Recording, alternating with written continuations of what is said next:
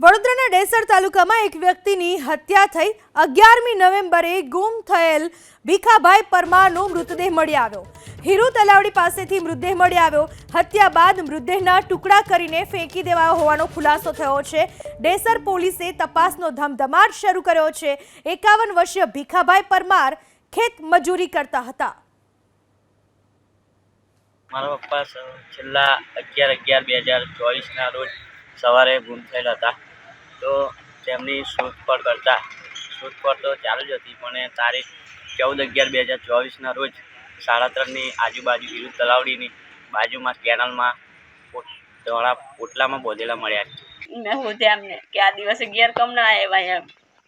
તો હું આખો દિવસ મારા મોટો છોકરો ફર્યો, નહીં ધોઈને નીકળ્યા હોધી ભાઈ કોમે જાય ને મજૂરીએ જાય, બધે જાય, 100 રૂપિયા તો ઘરને હાલ જ મને શાક પણ નહીં હાલે મને લાઈન ખાવાનું। એટલે કે તું ના જે મારી સેવા કર કે હું જાઉં છું કે હું જાઉં તમે ઘેર રહો।